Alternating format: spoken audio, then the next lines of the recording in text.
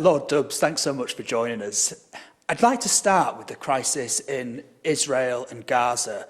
The Hamas attack in Israel has been described as the largest pogrom against Jews since the Holocaust. The impact on the Jewish community is unprecedented. The Metropolitan Police has seen a 1,350% increase in crimes against Jewish people, while Islamophobia offences in London are up 140%. What do you make of these increases?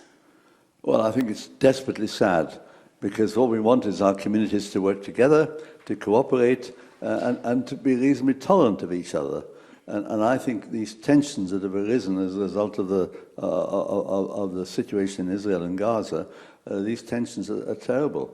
And a lot of work that's gone into establishing good community relations has been absolutely negated by this. So I think we've all got to work very hard at it, and to make it clear that both Islamophobia and anti-Semitism are equally reprehensible, and they have no place in our society. And we have to do all we can to heal the damage that's been done. But it's going to take an awful lot of leadership from politicians and others, people in local communities, to actually get back to the situation we were in. It wasn't wonderful, but it was a lot better than it is now. Do you think it's quite dangerous how polarised the issue has become quite early on? I think it is dangerous, yes. Look, the whole argument, or some of these arguments about what's happening in Gaza and Israel, but also arguments about what's going on in this country, they can be very dangerous, and we need to get public opinion on our side. And the important thing is the public should understand the situation, and if they understand it better, they may become a bit more tolerant of individuals in their community. But I think it is dangerous. I think we're facing a situation which is almost unprecedented. Indeed. You've called for a resettlement scheme for Palestinians trapped in Gaza with family connections to Britain and those in need of medical aid. Could you just break down how such a scheme would work in your view, and just how many families are at risk of displacement? Well, first of all, it would be very limited, because I know that politically the Palestinians don't want Gaza to be stripped of its population, because that would be a political defeat for them, and prejudice the chance of what we all hope for, which is a two-state solution. So it would be for a limited number of people only, and those who need medical help who are not able to get it in Gaza, those who've got strong family connections and are dependent upon links with their family, strong family connections in this country, and other people who are extremely vulnerable. But it's not meant to be anybody wants to get out or to get out. Absolutely not. And the Palestinians would not like that. And of course, it's the connection with this country that plays some part. But I repeat, it would have to be a very limited scheme. However, the argument is this, that unfortunately we're seeing crises in various countries developing at intervals. Crises that develop the movement of people who are fleeing for safety. And I think what we should do as Britain, and in conjunction with other European countries, is actually to have something ready in place.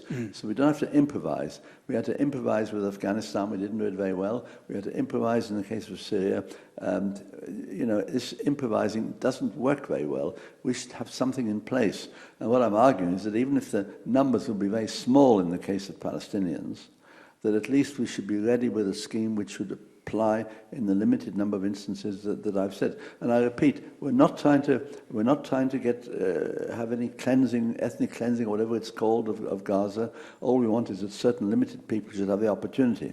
But in terms of the wider policy, we should be ready with this, and manifestly we're not. I want to take you back to the Conservative Party conference, and in particular to the speech delivered by Suella Braverman. She said that a hurricane of migration was coming to the UK in a speech where she declared politicians had been squeamish to reduce migration. When you heard that, and that sort of rhetoric, what sort of thoughts ran through your mind? It isn't just the first time she's used language. She also talked about asylum seekers being invaders. I think she's having a very pernicious effect on relationships in our country, because when we accept asylum seekers, bearing in mind they're people who are fleeing from the most horrific situations, war, threats of torture, families being killed and so on, we should be sympathetic to them and not treat them as the enemy. And if people are going to come here, as I hope we'll give safety to some of them anyway, with other European countries we can share responsibility. But if we're going to do that, then I think we've got to have the best possible environment within local communities. And it does depend upon local communities. Look, some years ago, when there was a crisis in Syria and a lot of Syrians fled, public opinion moved because they saw photographs of what had happened. And they saw photographs of a little Syrian boy, Alan Kurdi, drowned on a Mediterranean beach.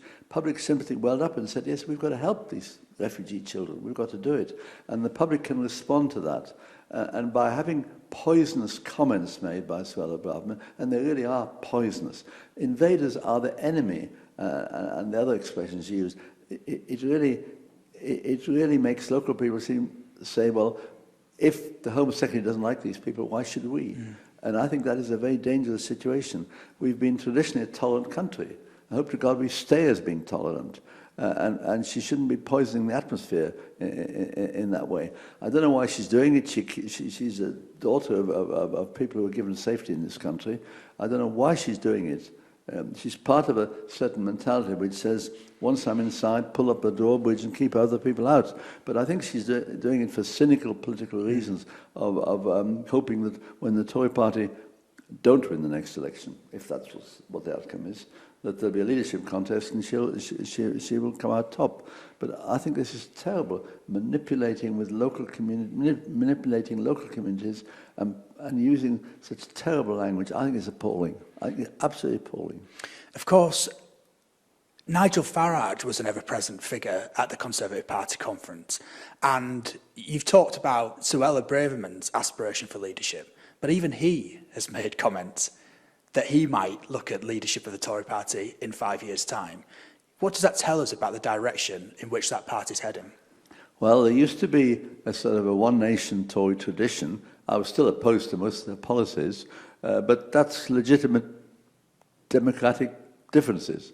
But what we've got now, a Tory party who have just moved way over to an extreme, the traditions of tolerance as characterised by, I know, people like Ken Clarke, Dominic Grieve and so on, that's all gone. And there are a lot of Tories I know in Parliament who are deeply, deeply dismayed that their party is no longer their party. And I think in a democracy, you've got to have a system where at least there's a bit of respect across the political spectrum. We may be intensely critical of Tory policies, as I am, as we should be, but there should be some respect, and that respect they've lost. I don't trust them anymore, even to do the things that they want to do, because we can't predict where they are. And they're flailing about in a way that they're not a mature political party anymore. They used to be. I repeat, I was very against the Tories, what Margaret Thatcher did and so on. Awful policies. But they seem to be a mature political party. And these Tories are not a mature political party anymore. They're a bit of a rump of what's left. Do you think that there's some hope for them, if they are indeed voted out next year or at the latest in 2025, that they might spend that time soul-searching? And, you know, we had it put to us that Rishi Sunak has probably he probably doesn't have any hope of becoming a great reforming Prime Minister, given the state that he's inherited the party in. But he could be a reforming Tory party leader. Look, I don't know enough about the inner workings of the Tory party. I don't think I necessarily want to know. But I suspect that if look, Labour may not win the next election. We are not complacent. And Keir Starmer keeps saying complacency is the enemy. We must not assume we can do it. There's the old adage, you know, Labour Party is good at snatching defeat from the jaws of victory. And, you know, in 1992 we should have won, we didn't. So I think we're being, despite these sensational by-election victories, we are being very, very cautious indeed. But I think if the Tories do lose the next election, I don't think Rishi Sunak will survive as a leader. Leaders tend not to survive when they brought their party down to a crashing defeat. And so there will be a battle in the Tory party for succession. I don't think he'll stay as leader if the Tories lose the election. That's my guess. Even given the state in which he inherited the party, might he argue that sort of, you know, this is what I got, I did the best I could, but ultimately we were on a downward trajectory that I just couldn't, you know, stem? Well, that may be his excuse. But given that some of the Tories on the extreme wing of the party say he got the leadership by default anyway, he didn't earn it and win it. You know, after all the fiasco of Liz Truss and Boris Johnson before that. No, I think he'll have a job persuading the present Tory party.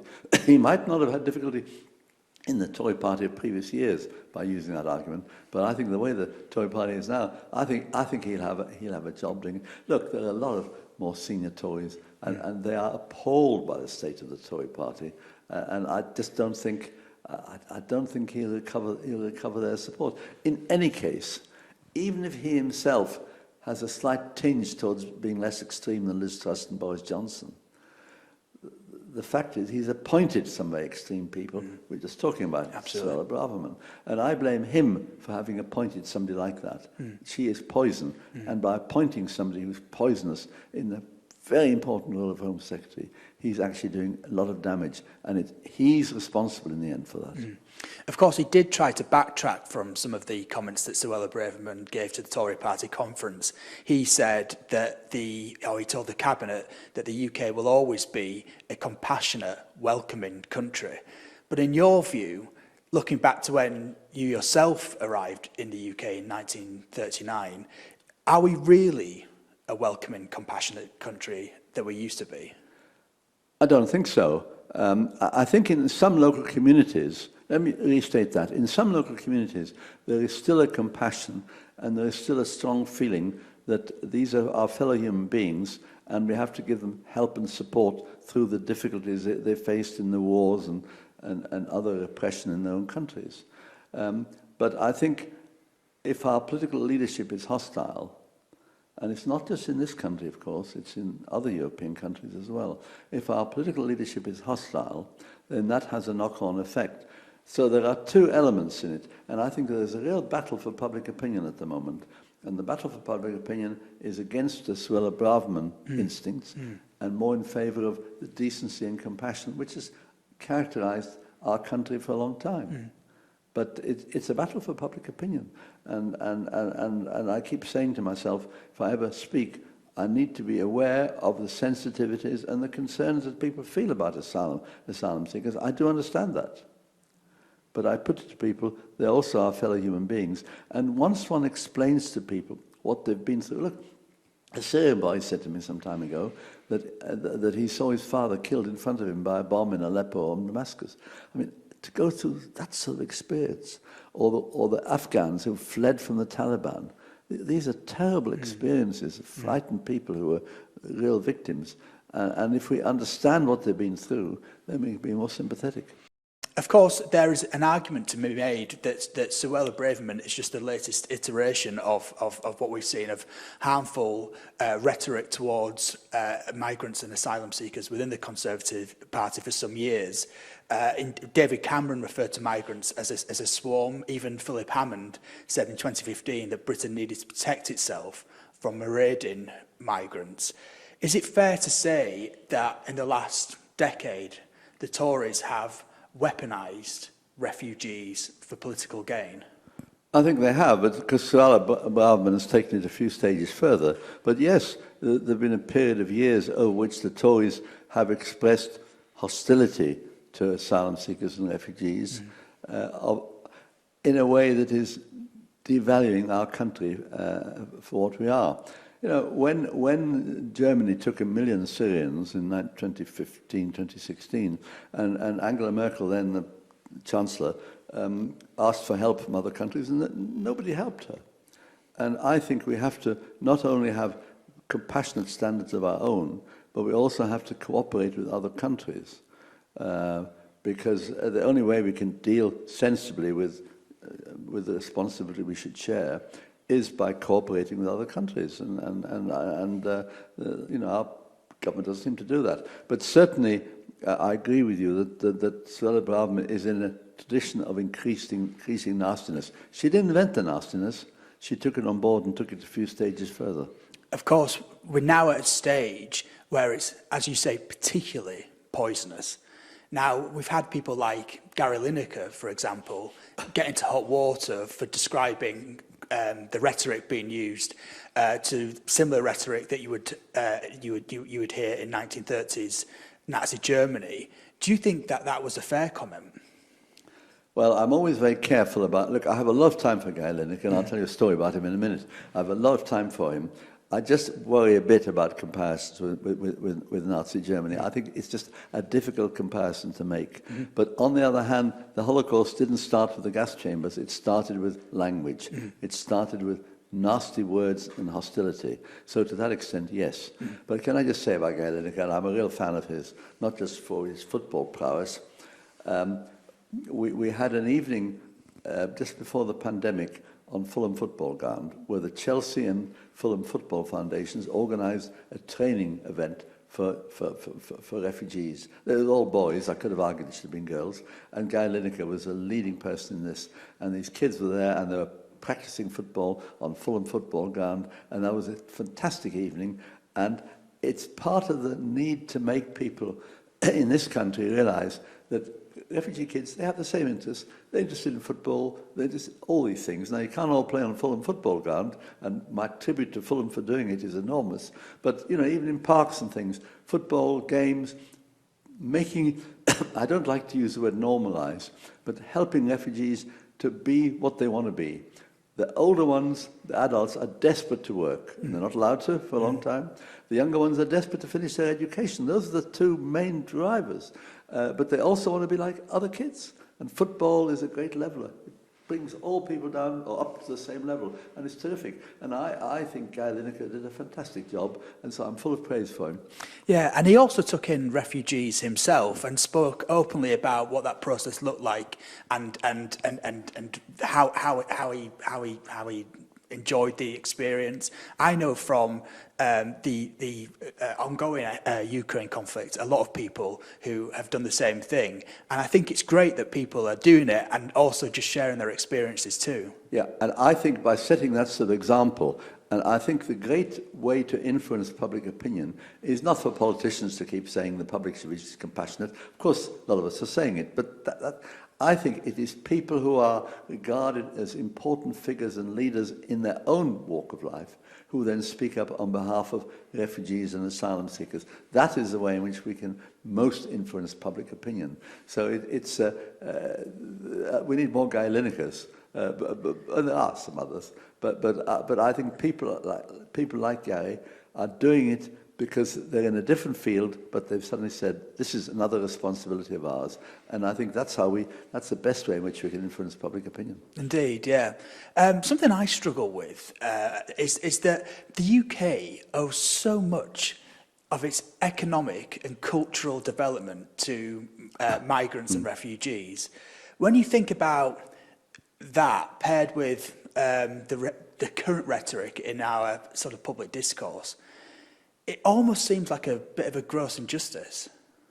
Well, you know, look, I argue that when people, our fellow human beings, are vulnerable and need help, we're not expecting them all to be Einsteins.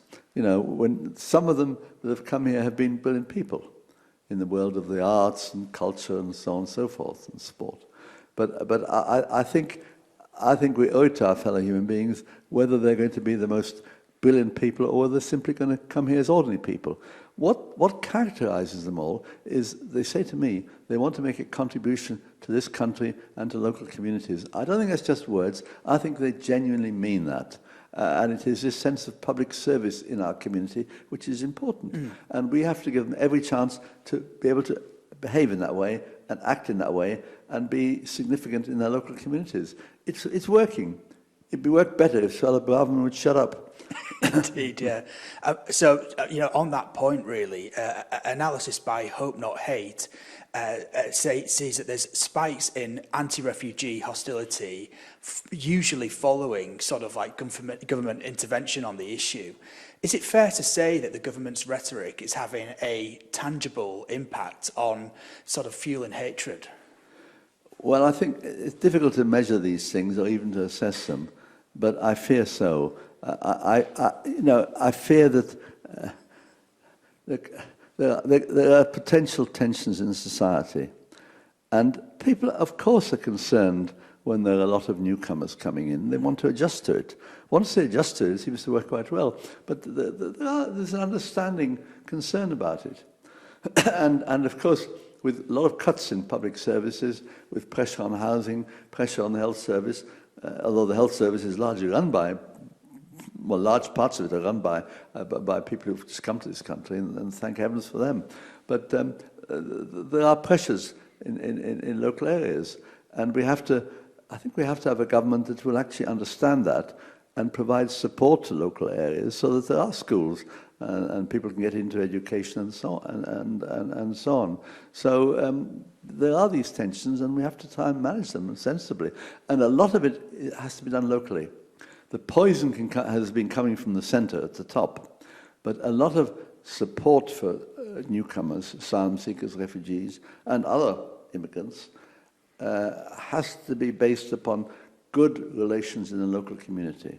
And the way in which local authorities act and so on can make a difference. Local authorities, the churches, the faith groups, the trade unions, all the people that make up activities in local communities, they're the ones that can, I hope, work together and provide that supportive environment. I mean, in some local authority areas, we see it working pretty well. In others, less so.